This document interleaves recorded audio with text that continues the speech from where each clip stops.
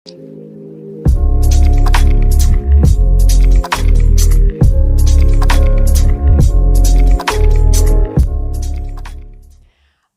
وسهلا بكم أعزائي المتابعين في فيديو جديد من سلسلة البرنامج التعليمي Smart Tips and Tricks. It's considered as your personal study program version 2021. In this video, you are going to learn how to get rid of worry while speaking the second language. سوف نتعلم في هذا الفيديو كيف نتخلص من الارتباك الذي يصاحبنا عندما نتكلم اللغة الإنجليزية أو أي لغة أجنبية أخرى. هذا الشعور كتير مهم إنه نتخلص منه، لأن الشعور بالارتباك أثناء تحدث اللغة الأجنبية يولد الشعور لدى المتلقي بعدم ثقة المتكلم. لذلك فإن وجود الارتباك مع الظهور بعدم الثقة يؤثر بشكل سلبي على طريقة التحدث ويعطل تكوين رسالة مفهومة أثناء التواصل مع الآخرين. This reminds us of Socrates saying to his followers, he said, "Speak so that I may see you." This means that the character is reflected less fully in the face rather than in speech. هالشي بذكرنا بقول سقراط لأتباعه أو لتلامذته حين قال: تحدث لكي أراك. كان يقصد بأنه لا يمكن أن تفهم الطرف الآخر المتكلم فهما كاملا دون أن يتكلم ويعبر عن أفكاره. فالنظر إلى الشخص وحده لا يعطينا فهما كاملا كما يجب، إلا إذا أفصح ذلك الشخص ذلك المتكلم بكلامه. We'll continue with part 1 of Smart Tips and Tricks for the interview. There are two things. Number one, things have no relation to master any second language, although they have no relation with using language, but they are tested on. You are tested on. It means that بالرغم من إنه هي الأشياء اللي بدنا نحكي فيها ما إلها علاقة باستخدام الإنجليزي أو أي لغة أخرى، ولكنها تحسب عليك أو تحسب من قبل المصحح في امتحان الآيلتس. Examiners or interviewers consider them as highly important. كتير بيعتبروهن اللي بيكونوا عم بيصححوا الامتحان أو بيكونوا عم بيعملوا المقابلة للشخص على درجة عالية من الأهمية. We call them body language. بنسميها نحن باللغة العربية لغة الجسم. The second part is you are tested on things that are strongly related to speak the second language. Example, vocabulary and basic grammar. الجزء الثاني هو الجزء اللي انت فعلا بتمتحن فيه، وهو يرتبط ارتباط قوي ووثيق باللغة الإنجليزية، وهو الكلمات والقواعد الرئيسية. جزء منها هي الأشياء، في عنا كتير أشياء تمتحن فيها ولكن بنسميها linguistic items، القسم اللغوي. The things that you have tested on, they are vocabulary and grammar. So here I want to introduce something that I classify them into two types, do's and don't. Something you have to do during the interview and something you have to avoid, don't do. So let's start with do. لذلك أنا حصنف لكم قائمتين، قائمة بالأشياء التي ينبغي أن نفعلها وسميتها do، افعلها، وأشياء لازم تتجنب أنك تفعلها وسميتها don'ts، يعني لا تفعلها. خلينا نبتدي بالأشياء الإيجابية اللي هي do. Pay attention to your posture. It means that take care of you presenting yourself confidently, trust in yourself, in your coming into the hall, entering the test hall, or your ways of walking and sitting in front of the examiner or the interviewer. قدم نفسك بطريقة فيها ثقة. أظهر أنا عم بقول أظهر حتى لو أنت من جوا لساتك متردد، أظهر بأنك عندك ثقة بنفسك. العب هذا الدور، خلي هذا الشيء يظهر بدخلتك لقاعة الامتحان وانت واثق من نفسك، فارد كتافك، شادد ظهرك، راسم ابتسامة على وجهك، كأنك داخل لمحل انت مرتاح له كتير كتير. هالشيء هذا بينعكس بطريقة مشيتك وبطريقة جلوسك على الكرسي. Let's start with those. The first one is to be calm. How to appear or how to reflect that by feel friendly. The trick is fake it. Be calm, avoid to be nervous, try to smile. With a little smile you can fake it till you make it. بصراحة هون في تريك حلوة كتير كتير اللي هي يعني اصطنع الشيء، تظاهر بالشيء، ضلك تتظاهر فيه لحتى يصير جزء منك أو من أسلوبك. هذا الشيء كتير كتير بالعادات النفسية مفيد جدا. إذا بتحب عادة من العادات أو شيء من الأشياء تظاهر بأنك بتمتلكه، عيده مرة 2 3 لحتى يصير جزء منك. fake it till you make it and I'm quite sure you can do it. If you fake it you can do it. هون نحن عندنا العقل الباطن بيمدك بالقوة اللي بتلزمك لتأدية أي شيء أنت بتطلبه منه. فاطلب منه الثقة، بمدك بوسائل الثقة. تصنع الثقة، بتلاقي إنه عقلك الباطن بيعطيك كل القوة اللازمة لأنك تظهر وأنت واثق من نفسك. التريك الثانية اللي هي on our face language. Our face must reflect the calm gestures.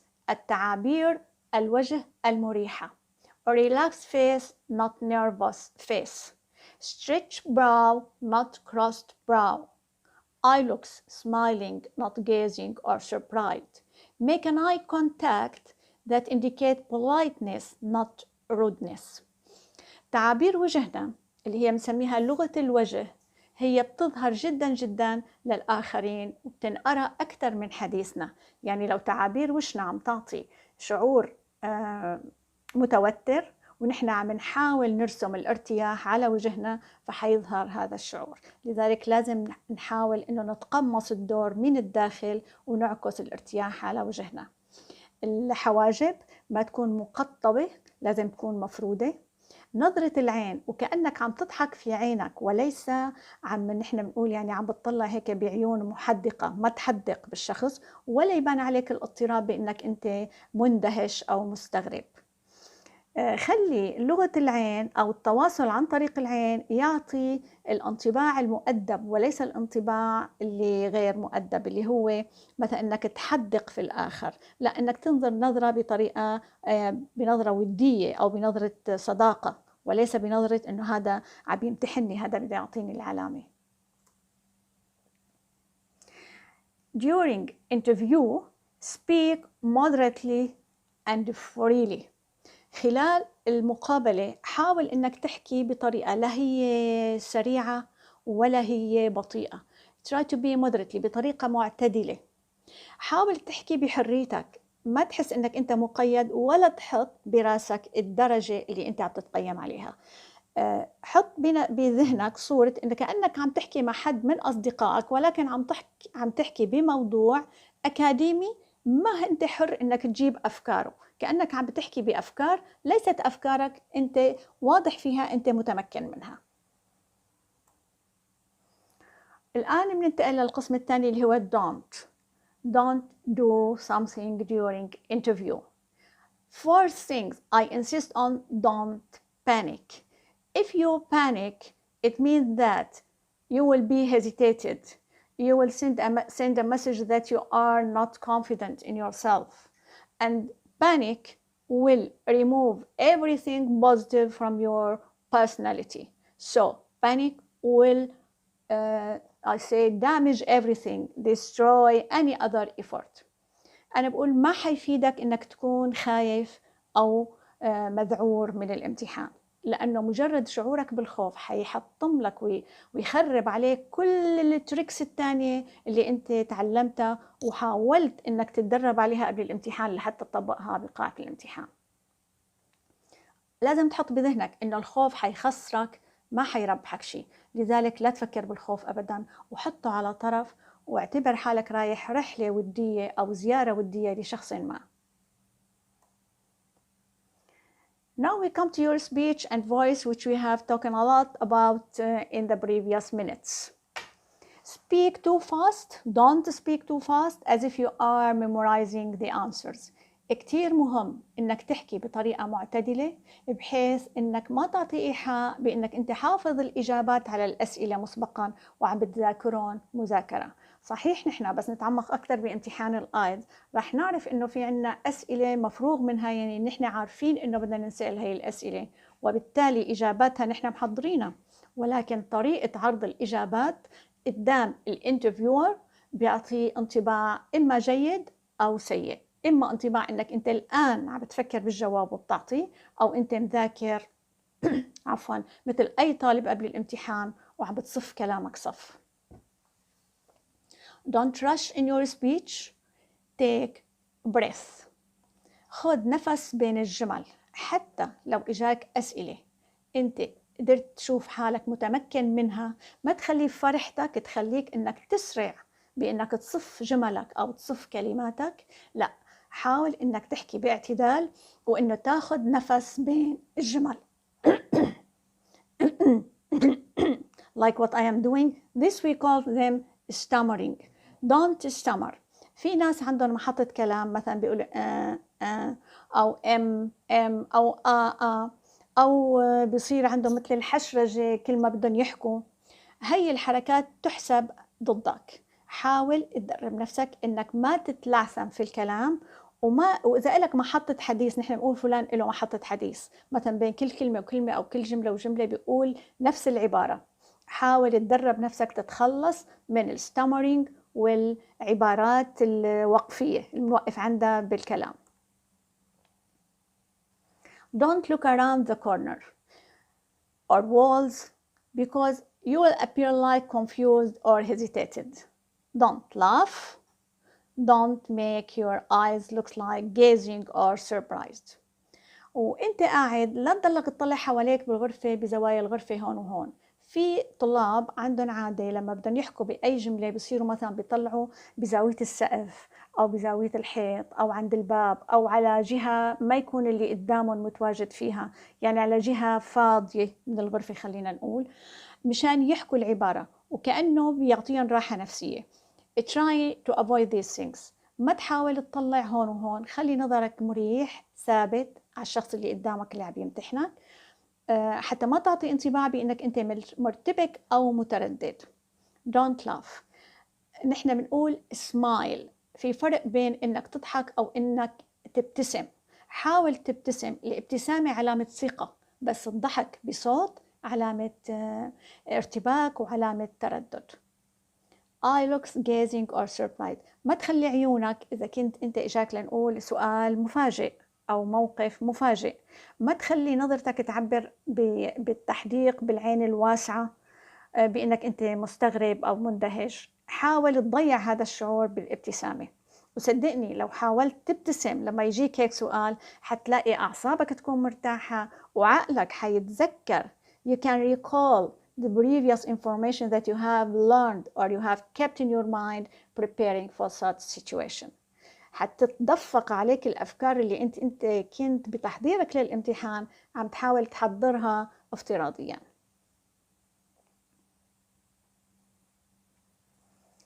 أنا هون بقول في شغلة كتير مهمة، نحن في عنا بلغة الجسد أشياء بنعملها بدون ما نشعر فيها. So don't shake hands or legs or foot. في بعض الطلاب وهن قاعدين على الكرسي بيضل الكرسي بيهز لأنهم بيضلوا بيهزوا برجليهم أو بأقدامهم، أو يعني بيعملوا حركة معينة بيضلوا فيها عم بيهزوا الكرسي. Put hands on table. Don't put hands on table except if necessary. ما تحط ايديك على الطاولة قدامك، خليهم تحت الطاولة، بيكون افضل، انطباع افضل بيعطي. بس هن في مقطع اللي هو الجزء الثاني من الانترفيو بيعطيك فيه كارد حتقدر مشان تكتب بيانات وشغلات وافكار. بهالحالة لا، it is necessary to use the table. So if you don't need to write, if you don't need to put your hand on the table, avoid it. But if it is necessary, you can do it freely. Don't bite your nail. كمان في بعض الكانديديت عندهم عادة بيعضوا أظافيرهم أو بيعضوا، يعني عندهم حركة حوالين ضفرهم، ممكن يلعبوا بهي الأشياء. حاول بفترة الامتحان، بفترة الانترفيو، توقف هاي الأشياء. كمان في عنا move your hands too much. Don't move your hands too much. في ناس لما بتحكي ما بتعرف تفهم الفكرة إلا إذا عملت التعابير الحركية بإيديها، بحيث إنه هي بكل كلمة إيديها قدام وشها عم تحكي. هذا الشيء بيعمل distraction، بيعمل تشتيت للانتباه، وبيظهر الشخصية غير واثقة من النفس. فالكلام يعكس الأفكار ويكمل فهمنا للشخص الآخر. Speech reflects the speaker's confidence, personality, personal ability to express opinion or give an answer to a sudden question. Confused response when using synonyms or antonyms. Disability or ability to distinguish the implied meaning in double negative. الحديث يعبر عن عدة مجالات في مضمون شخصية المتكلم. لو أخذنا مجال الشخصية، في مجال الشخصية الحديث يبرهن أو يظهر إذا كانت هذه الشخصية واثقة أم مترددة أثناء الكلام. يظهر أيضاً القدرة على التعبير عن الآراء وإعطاء الأفكار الواضحة، أو إعطاء أجوبة لأسئلة مفاجئة، أو يظهر أحياناً اضطراب الفهم الذي يؤدي إلى عدم إرسال رسالة واضحة لدى استخدام السينونيمز والأنتونيمز المترادفات والمتضادات في الكلمات اللغوية. ويظهر أيضاً القدرة أو العجز عن تمييز المعنى الضمني في استخدام النفي المزدوج، أو استخدام العبارات التي تكون بظاهرها منفية وبباطنها بمعناها الضمني إيجابية. Now we come to a very important point, which is global culture knowledge. Language speakers have to be familiar with the minimum background of their culture to avoid being misunderstood. Example, different ways of greeting or of thinking locally or globally. الثقافة والمعرفة العالمية. عندما نرغب باستخدام أي لغة أجنبية، من الأفضل أن نتعلم ونتعرف إلى خلفية تراث وعادات وتقاليد الشعوب التي تتكلم هذه اللغة ولو بالحدود الدنيا، لأن ذلك يساعدنا في تفادي الوقوع في أخطاء ناتجة عن عدم فهمنا لعاداتهم وتقاليدهم، وبالتالي ينقذنا ذلك من توجيه رسائل تواصل غير لائقة بالنسبة لهم. مثال على ذلك طريقة إلقاء السلام أو إلقاء التحية. لإلقاء السلام والتحية طرق مختلفة لدى الشعوب، فلكل شعب طريقته المختلفة عن الشعب الآخر. بعض الشعوب تتصافح باليد، والبعض الآخر بالانحناء، والبعض الآخر بإطباق الكفين مع الانحناء. إذا كنا لا نعرف ذلك، فمن الممكن أن نقصد احترامه بإلقاء التحية عليه، ولكن سيفهمنا على منحى آخر أو منحى سلبي. بنجي للطريقة النقطة الثانية اللي هي way of thinking locally or globally. نحن على طول لما بنمتلك لغة وحدة، اللغة هي وعاء ثقافات الشعوب. لذلك نحن بلغة واحدة يعني بثقافة واحدة، بلغات متعددة بثقافات متعددة. فلدى تعلمنا اللغات الأخرى يتوسع لدينا المعرفة بثقافات وعادات الشعوب، وبالتالي يتوسع لدينا مدارك التفكير، ونصبح أكثر قبولاً للفكر الآخر أو لاحترام الطرف الآخر مهما كانت أفكاره. منصير منفرق إنه هيك قناعاتهم، هيك عاداتهم، هيك تقاليدهم، ونحن قلنا عاداتنا وتقاليدنا، فبصير في تبادل في تبادل للاحترام بين ثقافات الشعوب. وهذا شيء كتير مهم بالنسبة للآيلتس، خصوصا لأنه لما تاخذ برنامج الآيلتس لتطلع للهجرة، معناتها أنت حتروح تعيش مع شعوب أخرى. لما تاخده لحتى تروح تعمل مثلا سياحة، أنت حتعيش فترة قصيرة ببلد ما، فبتحب تكون ملم بعاداته وتقاليده حتى ما تتورط بأي مشكلة تعرقل عليك أو تعكر عليك صفو الإجازة اللي رح تقضيها. Now we come to the IELTS speaking module. The IELTS speaking module is very important part and very, we can say, challenging one for the learner, because it is face-to-face interview. But it is of great importance to you as a candidate if you want to have the IELTS test. Why? Because the importance of interview lies in the fact that if you fail at your interview, it means you fail to make a good impression about your personality. لو سقطت بإنك باختبار المقابلة في امتحان الآيلتس، معناتها أنت خسرت فرصة كبيرة إنك تقدم فيها نفسك بطريقة صحيحة، تقدم فيها شخصيتك كشخصية واثقة من استخدام اللغة الإنجليزية بطريقة واضحة، بطريقة سليمة. It's more important than ever to have a strong interviewing skill. وهو بامتحان الآيلتس على قدر كبير من الأهمية، لأنه لما بيكون في عندك مهارات بالمقابلة قوية، معناتها أنت تمتلك القدرة على أن تقدم نفسك بطريقة سليمة وبطريقة صحيحة. But with weak interview skills, it could cost you an opportunity to pass the IELTS. ولكن لما بتكون قدراتك في الانترفيو ضعيفة، فأنت ممكن تضيع عليك هي الفرصة إنك تنجح بامتحان الآيلتس، وكمان رح تنتظر وقت آخر لحتى تحضر نفسك لهذا الامتحان.